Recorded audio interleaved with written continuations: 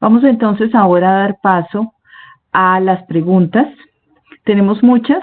Voy a ir leyendo las distintas preguntas. Gracias por la participación, gracias por los comentarios. Entonces voy a leer algunas de las preguntas. Hay algunas más relacionadas con los temas de salud propiamente y otras más relacionadas con los temas jurídicos. Voy a reunir algunas de las preguntas de salud. Voy a hacer, digamos, como grupos de A3. Están dirigidas a los 3 panelistas. Hay algunas que tienen nombre propio. Bueno, vamos a empezar entonces. Vilma desde Argentina, y este es un primer grupo de preguntas relacionadas con los temas de salud. Señala, soy médica paliativista y me preocupan 2 cosas que quisiera que los panelistas comentaran. El primero es la desatención organizada de los pacientes no COVID-19, con las graves consecuencias que esto tiene y tendrá. Y la segunda es la relación del estado de excepción y los comités de crisis hospitalarios, que se sostienen en las decisiones y normativas rígidas establecidas, con claro carácter autoritario y manipulador. Otra pregunta del tema de salud, voy a hacer 3, que están relacionadas. La política de salud se redujo a atender el COVID.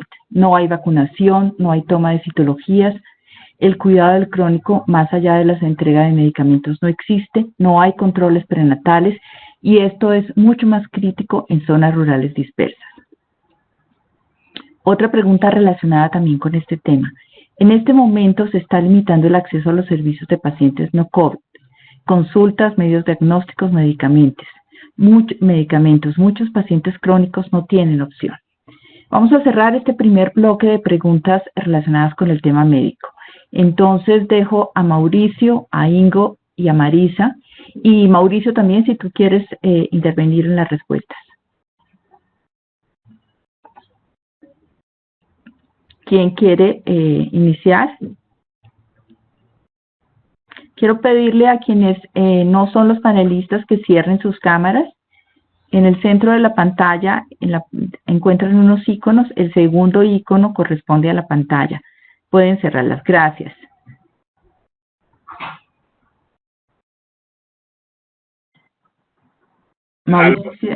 Mauricio, Marisa, Ingo. Olá, estou acá. Permito-me, então, não sou expert em saúde pública.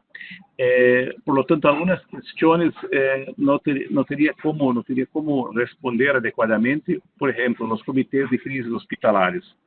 Não tenho competência para falar sobre comitês de crises hospitalares. ¿Puedes poner tu pantalla, Ingo, por favor? Sí. Un momento. Agora. Há perguntas muito direcionadas a conhecimentos específicos do sistema de saúde e mesmo problemas de natureza médico-sanitária, que seria muito difícil responder de uma forma adequada. Né?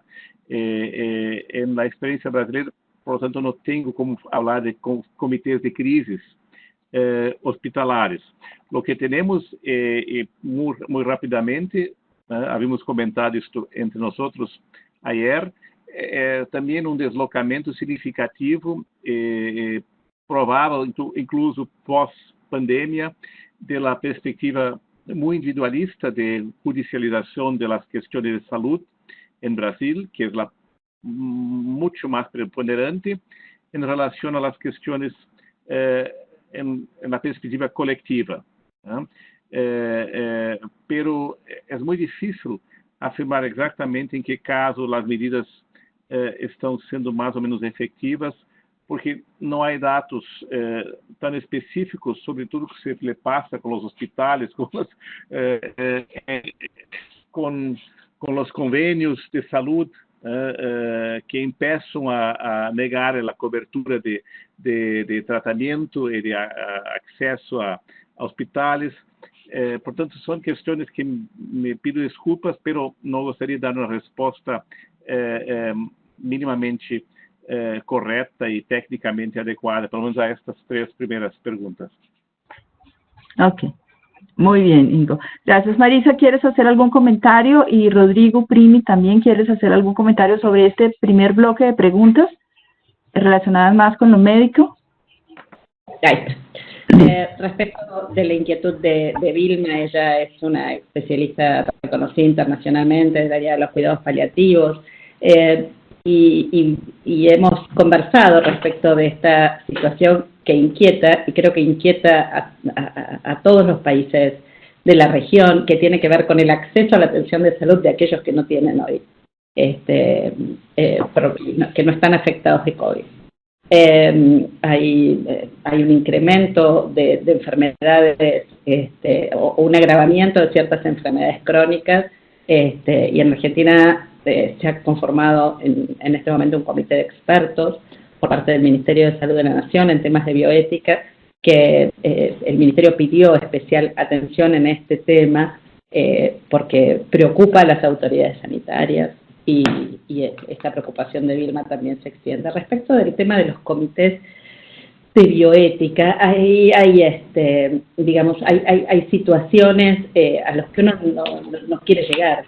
Esto que hemos visto que ocurría en países europeos respecto de la falta de respiradores, nuestros países, me refería al caso de Argentina, hemos por lo menos tenido la posibilidad de ver cómo esto estaba viniendo, aplanar la famosa curva y dotar al sistema de salud de capacidades para poder reaccionar frente a ese escenario al que uno nunca quisiera llegar, ¿no? A tener que decidir a quién se pone en un respirador. Pero así se llegue a esta situación, creo que tampoco, que fueron muy errados algunos criterios que se han establecido hasta el momento.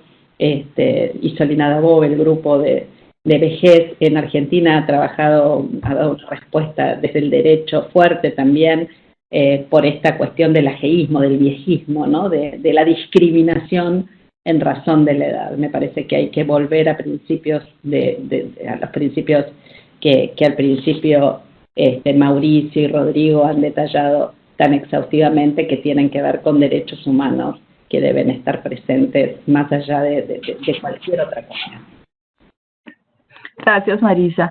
Quiero entonces darle la palabra a Rodrigo. Entiendo que tiene un problema con su cámara.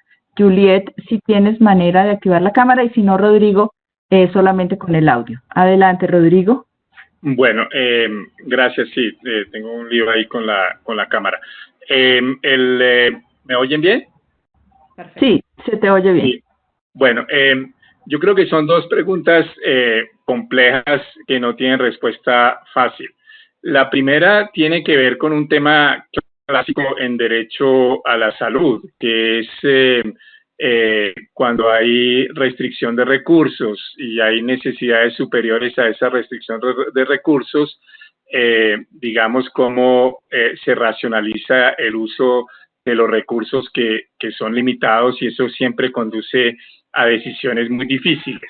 Yo creo que uno no puede, digamos, decir que porque estamos en una pandemia que ha suspendido todo servicio de salud que no tenga que ver con la pandemia, porque en determinados momentos puede haber situaciones de urgencia más graves para ciertas personas que otras personas que estén enfermas de COVID-19, que ahí tiene que haber, digamos, irse elaborando, y es un momento muy difícil para hacerlo por las urgencias, pero uno tiene que elaborar unos criterios de priorización de los servicios de salud que sean respetuosos de la dignidad y los derechos humanos, pero que implican, si uno no aplana la curva suficientemente, decisiones dolorosas y muy difíciles como las que se hicieron en España, sobre todo, y en Italia. Sobre, digamos, acceso a respiradores cuando no hay suficientes para los pacientes. Esos son temas clásicos de bioética que no por eso dejan de ser extremadamente difíciles, y ahí yo sí soy partidario de los comités de ética, porque esas decisiones no se deben dejar únicamente en los profesionales de la salud, sino que implican una deliberación y una discusión que deben tomar en cuenta principios de derechos humanos. Entonces creo que es una situación muy difícil y creo que se me bloqueó totalmente mi pantalla, o sea que no puedo apagar tampoco el micrófono. No hay problema, Rodrigo. Entonces, bueno, vamos a hacer, muchas gracias a los tres. Vamos. ¿Ya? Sí. Sí, no, yo quería, no tengo las respuestas a las preguntas, pero quería adicionar otros problemas que al menos en Colombia estamos viendo. Es decir, a nuestros problemas crónicos de los sistemas de salud se le sumó ahora una enfermedad infecciosa como esta. Y eso nos pone en cuestión, por ejemplo, el estado de nuestros pacientes. Solamente quisiera comentar un par de casos que he conocido. Por ejemplo, el caso de una mujer guayú, migrante, que tiene varias enfermedades, incluyendo COVID. Por ejemplo, esa es una situación que estamos viendo ya en hospitales de Bogotá. O, por ejemplo, pacientes crónicos, pacientes que viven con VIH, personas mayores de 70 años, que las instituciones de salud le están obligando a ir hasta las EPS, etcétera, por los medicamentos, aumentando su riesgo. Entonces tenemos un sistema que el estado de los pacientes ya es un problema. El otro problema es el estado de nuestros hospitales. Por ejemplo, lo que está pasando en Colombia es que muchos de los hospitales tienen gran deuda pública, gran deuda, pues les deben mucha plata, pero adicionalmente, como no están recibiendo pacientes por otros procedimientos, se está reduciendo su flujo de caja. Otro tema que se está teniendo también en Colombia y seguramente en otros países es el estado de nuestro personal de salud. No solamente en los temas de protección para trabajar frente al virus, de protección personal, sino de protección laboral, enfermeras, médicos que no les pagan hace meses, que no tienen contratos laborales. Y finalmente, el estado general del acceso a la salud y de algunos derechos que son determinantes sociales claves para el derecho a la salud. Por ejemplo, con esta pandemia supimos que en Colombia 1 millón de familias tenían cortado el servicio de agua y se supo porque el gobierno la tuvo que reconectar para que las personas pudieran lavarse las manos. Entonces, digamos, lo que estamos viendo en ese momento es como nuestras enfermedades crónicas del sistema de salud más una nueva infecciosa que afecte, digamos, a todos los agentes. Mauricio, muchas gracias. Vamos ahora a hacer un pequeño bloque de preguntas un poco más enfocadas a los temas jurídicos. Entonces, la primera, para Rodrigo. En Colombia, ¿bajo qué situaciones adicionales se puede declarar un estado de excepción? ¿Está eso o no regulado? Una segunda también. La prohibición de ingreso de nacionales a su propio país pareciera una violación flagrante de los derechos humanos, incluso en pandemia e incluso si están enfermos. En Colombia, el derecho a la salud es fundamental. Por lo tanto, si hay un colombiano que viene de afuera, incluso estando infectado de COVID, ¿tendría derecho a entrar a su país y a ser atendido? ¿Qué opinan de esto los panelistas? Y la pregunta aplica para los países en donde está también restringido el derecho de los nacionales a ingresar a sus países. Una tercera pregunta relacionada con estos temas jurídicos es en el caso de que una persona falleció y falleció porque no hubo un respirador para darle, porque se le dio a otra persona, ¿se puede argumentar que a estas personas se les negó el derecho fundamental a la salud y peor aún, el derecho a la vida?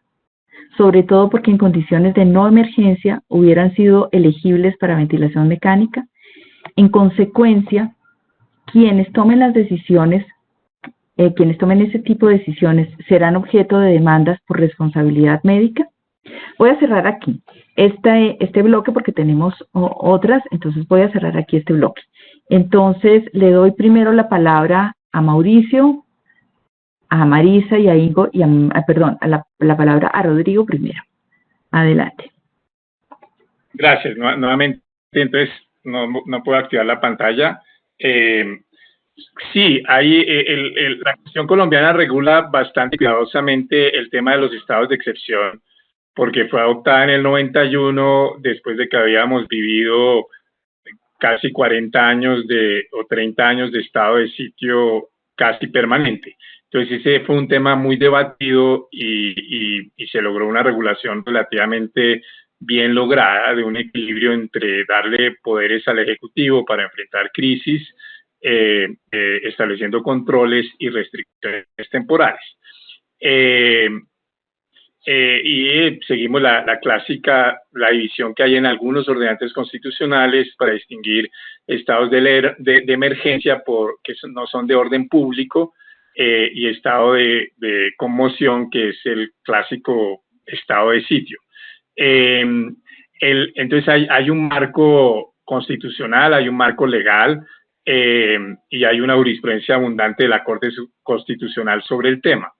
El gran problema es que nadie previó una pandemia, y una pandemia como COVID-19, que hay debates sobre lo que pueda ocurrir, pero que uno diría que antes de un año, año y medio, no habrá vacunas disponibles, y entonces estaremos en situaciones recurrentes de decretar restricciones muy fuertes de derechos, y lo que caracteriza a la Constitución colombiana, como la de muchos países, es que esas restricciones, primero, no están previstas en la legislación legal, en la legislación ordinaria, pero segundo, los estados de excepción no parecen pensados para esas situaciones.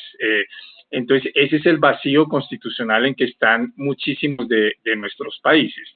No se puede eso regir por la legislación ordinaria, porque no existe y porque es una restricción. Una cuarentena de todo un país es casi suspender la libertad de movimiento, que es propia de un estado de excepción, pero no se hace por razones de orden público, que es lo típico de estados de excepción, sino por una emergencia sanitaria, y una emergencia sanitaria que se tiende a prolongar.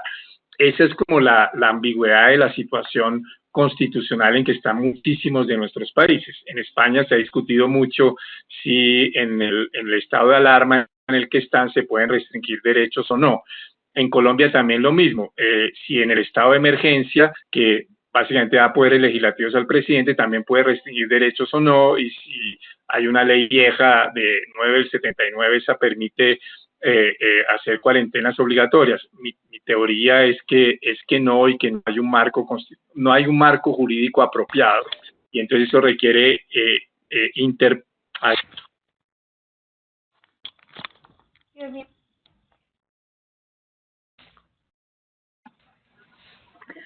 ¿Quieres responder, Rodrigo, las otras dos preguntas? Las relacionadas con el ingreso de nacionales al país.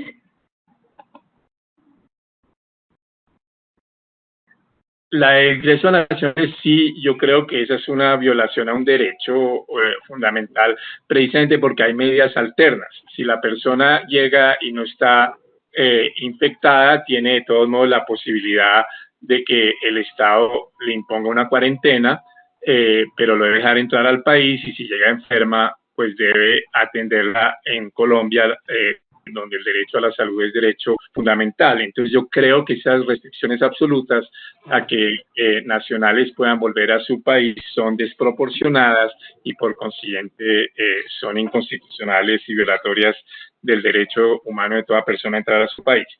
Finalmente, el debate de si se niega, digamos, ahí hay dos preguntas distintas. Si se le niega a una persona el acceso a un ventilador, a un respirador artificial, cuando en situaciones ordinarias de pronto tendría acceso a él, si eso es una violación al derecho a la salud. Y la segunda, si entonces quienes tomen esas decisiones pueden ser demandados por responsabilidad médica. Yo creo que son dos preguntas distintas. En la primera es todo el debate de cuando una restricción de un servicio de salud implica violación de un derecho a la salud. Y es un debate extremadamente difícil frente a restricción de recursos. Pero incluso si uno concluye, y ahí digamos, yo creo que es un tema a examinar. Yo creo que en principio sí habría violación del derecho a la salud, pero eso no quiere decir que entonces uno pueda demandar a la persona por haberle violado el derecho a la salud al haber tomado esa decisión, porque puede ser una decisión razonable, puede ser una decisión justificada de quien la tomó. Por consiguiente, las personas no incurrirían en responsabilidad médica, pero eso no quitaría que eventualmente uno concluya que hubo un derecho a la salud violación al derecho a la salud de la cual el Estado deba responder. No hay vínculo mecánico entre una y la otra. Uno puede concluir que hubo violación del derecho a la salud y decir las personas no son demandables y no se debe demandar una reparación al Estado. Es un tema extremadamente difícil. Otra vez se me fue. Ingo y Marisa, ¿tienen algún comentario sobre esto o podemos avanzar a la siguiente pregunta? Eu me gostaria de fazer comentário, se possível. Ok, adelante, Ingo. Sí. Primeiro, pido desculpas porque não havia compreendido, Janet, a tua exposição das perguntas iniciais. De facto, havia perguntas que eu poderia, no mínimo, fazer uma manifestação que vou agora combinar com as perguntas deste bloque, que é a pergunta a respeito das restrições de recursos, né, e da racionalização dos recursos utilizados para o combate efetivo ao coronavírus, seja a nível de prevenção, né, seja a nível de terapia de tratamento direto das pessoas contaminadas. De facto, em Brasil temos este problema também, é um problema mundial, mas estão sendo tomadas algumas medidas neste sentido. Uma que já havia mencionado é a discussão em torno da flexibilização de alguns aspectos dos limites estabelecidos pela Lei de Responsabilidade Fiscal, né, que estabelece limites de gastos, de investimentos em alguns setores, pero que permite também, em algumas exceções, especialmente em nível de saúde, a aquisição de equipamentos de médicos, de contratação de personal de saúde em ritmo de emergência, com a suplementação orçamentária, por lo tanto, e sem esse rigor de los limites. Uma outra questão é que no Congresso Nacional tramita uma proposta de emenda constitucional que se chama a emenda do orçamento do pressuposto de guerra, né, onde se estão prevendo algumas medidas importantes em termos de orçamento para a liberação de recursos de combate ao coronavírus. Então, apenas para mostrar que em Brasil isso está sendo também um tema importante, e é claro que isso nos leva para o problema da pergunta deste bloco, que é também em relação a los respiradores, a los ventiladores artificiais, que é representativo de uma série de outros aspectos, como o acesso a leitos hospitalares, que também está limitado, está atingindo em Brasil seu limite, o problema do sistema de saúde e das relações entre o sistema privado de saúde e seguros de saúde, que é um problema já recorrente em Brasil, quando as coisas se tornam muito caras, muito dispendiosas, há uma tendência que é frequente dos planos de seguridade privados de saúde negarem a cobertura, e também é necessário ingressar na justiça para obter esta cobertura. É algo muito complexo, pero assim como Rodrigo ha dicho, né, é reparável que há que distinguir a responsabilidade eventual do Estado, a falta de plazas hospitalares, a falta de equipamentos, a falta de personal, especialmente quando é possível demonstrar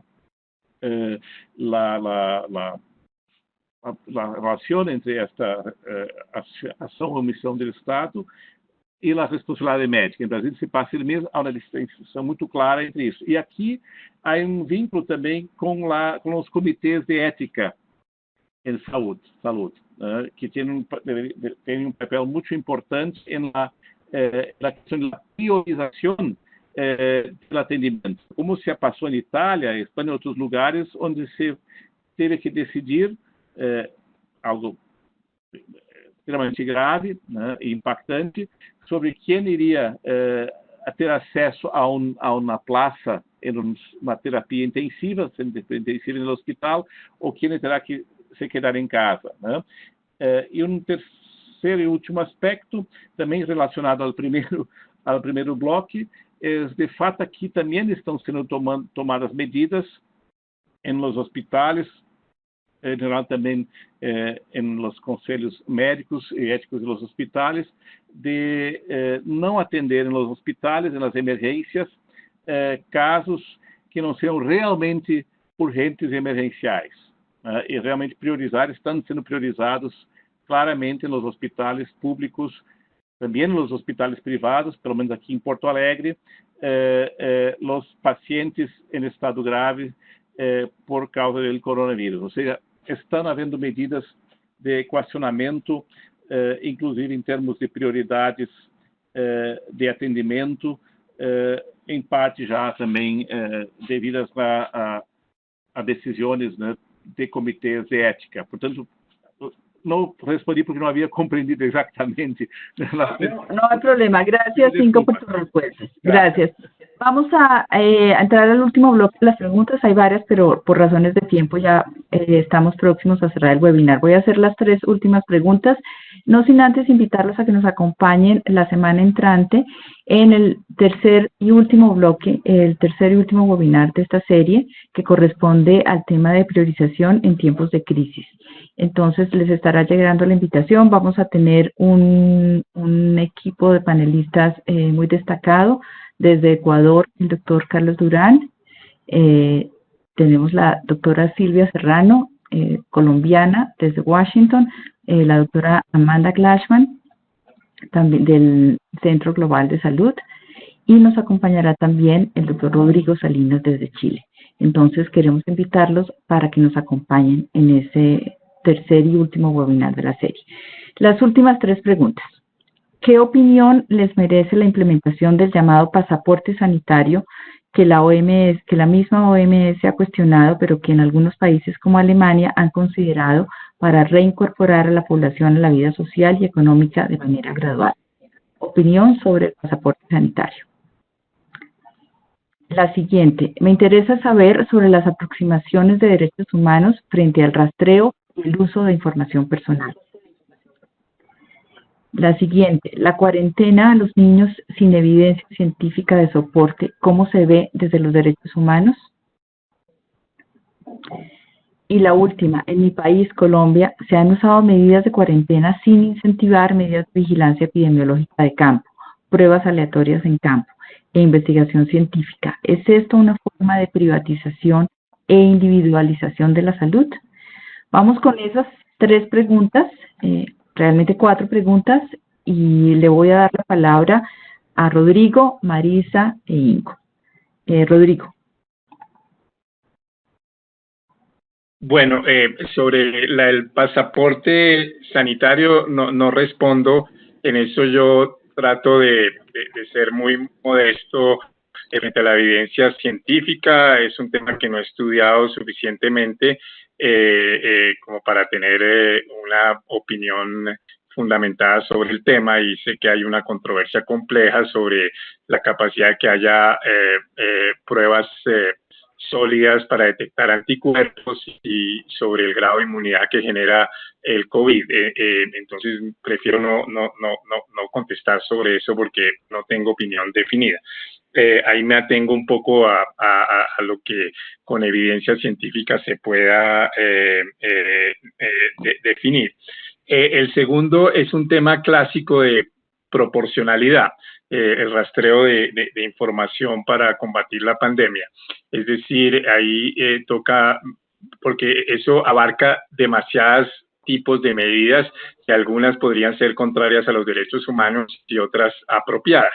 Dependerá mucho de qué información se está rastreando, si esa información es anonimizada o no es anonimizada, cómo se guarda esa información, qué grado de consentimiento hay, y con esos criterios uno puede y debe analizar tipo de medida por tipo de medida, y algunas serán compatibles con los derechos humanos porque son proporcionadas y respetan un contenido mínimo de privacidad, y otras podrán ser consideradas desproporcionadas. Este es un caso típico que muestra la importancia del principio de proporcionalidad. La tercera de restricción de niños sin evidencia científica.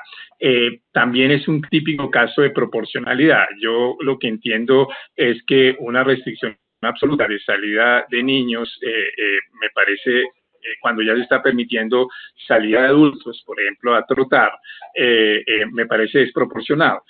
La restricción de que los niños permanezcan en cuarentena y obviamente que haya escuelas virtuales parece proporcionada porque hay evidencia científica de riesgos de contagio y aunque todo indica que COVID a los niños les da no genera en general cuadros clínicos severos, pues sí son vectores de transmisión en sus hogares frente a adultos o adultos mayores que están más en riesgo. Entonces, que haya medidas para evitar que los niños se conviertan en factores de contagio me parece apropiado, pero una prohibición absoluta de salida de niños me parece desproporcionada y que, porque hay una medida alterna que es que salgan en determinados momentos para que lo van a hacer con protección y también está en juego la salud psicológica de los niños.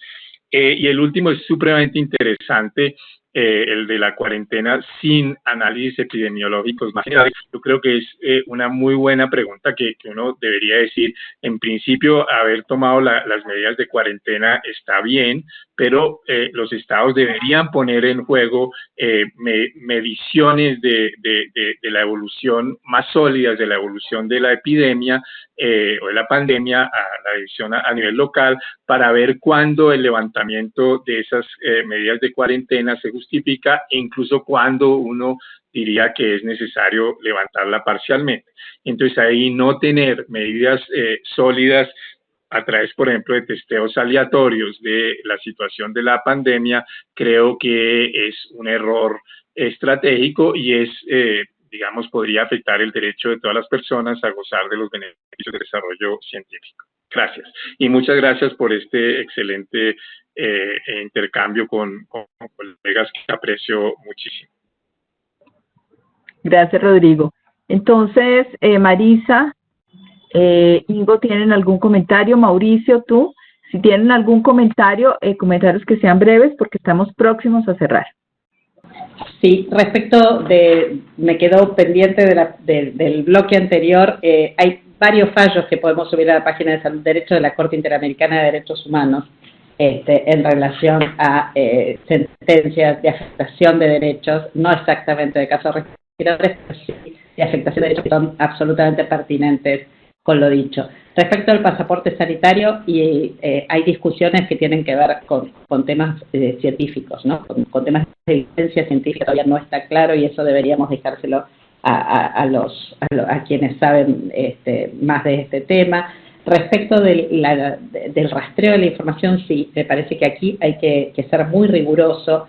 No parece ser que no existe la posibilidad de una anonimización completa. Hay un bucle cibernético que vuelve a unir la información de quien la da con su estado y sobre todo tratándose de situaciones de salud, ¿no? Donde hay un dato sensible que debe ser especialmente protegido porque aquí pueden resultar la vulneración a muchos más derechos. Y después respecto a la restricción de niños, sí, está la evidencia científica y qué etapa de contagio se encuentra cada país.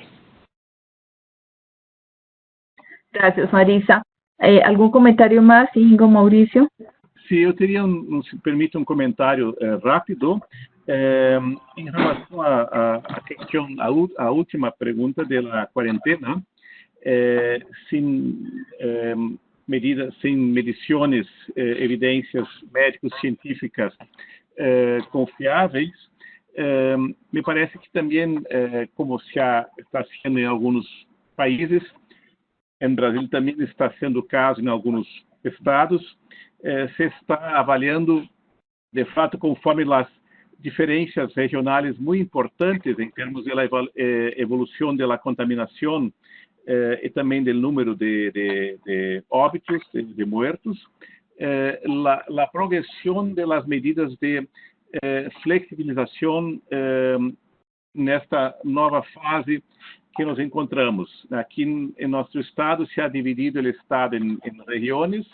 de acordo com os níveis de contaminação e das medidas tomadas em los diversos setores, se vai flexibilizar mais ou menos ao longo do tempo. E a prioridade está sendo exatamente em la proteção de los jóvenes, de los niños, en el ambiente escolar, justamente pela facilidade maior do processo de contaminação, e gradualmente nos outros setores. Então, já há políticas de relativização parcial da quarentena em relação à evolução do quadro médico-sanitário, com alguns estudos muito concretos que estão se passando. Com relação, também aqui há problema evidente de transparência, como ha sido inicialmente colocado por Maurício, que a falta de transparência em las informações sobre os dados de contaminação, de mortes, as medidas tomadas, também dificulta muito o controle jurídico, judicial e social em relação a estes processos. E na questão das informações personais, né, do rastreio, já dito sobre a decisão do Supremo Tribunal Federal, muito importante, estabelecendo limite claro em relação a algumas desses modelos de rastreio, né, que devem ser, como ha dito Rodrigo, proporcionados, né, porque do contrário serão inconstitucionais. Então, também agradecer muitíssimo a possibilidade de participação deste evento. Ingo, muchas gracias. Mauricio, ¿algún comentario? Sí, brevemente sobre el tema el seguimiento usando la tecnología. Yo creo que es muy riesgoso, sinceramente, que datos biométricos estén en manos de nuestros gobiernos con sus historias. El historiador Harari ha hablado de ese autoritarismo bajo la piel, una vigilancia también de todos los datos biométricos permiten saber muchas cosas de las personas. Y yo sí me temo que esto sí puede tener un grave riesgo en nuestros países, especialmente con nuestras tradiciones de autoritarismo y de usar incluso información personal para perseguir a la oposición o para tener información de forma ilegal. Y muchas gracias también por el webinar, me gustó mucho. Gracias a todos ustedes, gracias a quienes participaron. Los esperamos la próxima semana en el webinar Priorización en tiempos de crisis. Muy amables a todos. Estamos con esto. Quiero recordarles que en la página, antes de cerrar, la página de Salud Derecho, www.saludderecho.net, vamos a tener acceso a las presentaciones y a los videos de toda la serie de webinar. Muchas gracias.